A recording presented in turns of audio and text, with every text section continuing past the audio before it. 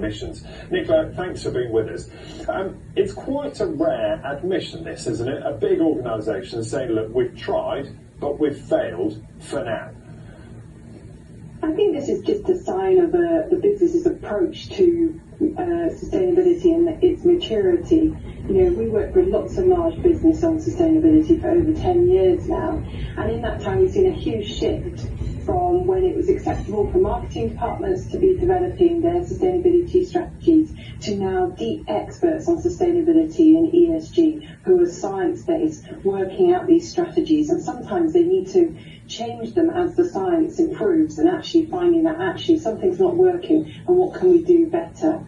I think you know, stakeholders, as you said, customers, investors, employees, all want strategies, sustainability strategies to be really robust. They demand it now, and they demand the strategies to be focused on really the most important topics for the business, like materials for Lego, but they want it to be science-based. So they want robust targets and that to be based on the science. So a lot of our clients will look to us as we will support them on setting carbon targets which are aligned to keeping the emissions and warming of the Earth to 1.5 degrees, so aligned to science, which is really important. Yeah, and I thought there was two interesting things in this, Nicola. One being that they said actually the product may end up being inferior because we know Lego bricks survive anything, don't they? They're around forever. So actually they were saying they wanted to make sure that the product was just as good, even if it was made with recycled bottles. And also just that admission that, you know, we tried to use those recycled bottles, but the carbon emissions would have been even higher.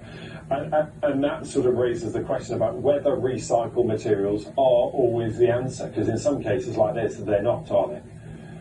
No, I think that's true, and I think that's really important when businesses are looking at those targets and what initiatives that they are focusing on, that they consider the holistic view of sustainability. So they look at what is the carbon impact at the beginning of the journey and throughout the life cycle of a whole product, but also, you know, they consider wider things like what are the human rights issues and supply chain and biodiversity impacts of these products. So having just one focus on carbon is not the answer. You need to think holistically, and that's where businesses are going on this now. Yeah. And do you think from a consumer point of view, consumers are a bit wiser to some of those claims that businesses are making about their green credentials, and actually we're a little bit more wary about what they're saying and actually what they're doing behind the scenes?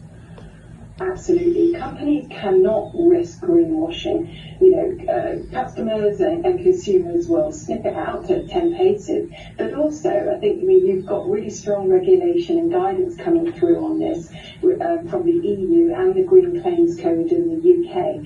When we work with clients, we always advise them, you know, prove your green claim or lose it, really. And I think that is really, really important, because actually it's got to be authentic, and you need to be transparent with how you're progressing on these really important topics.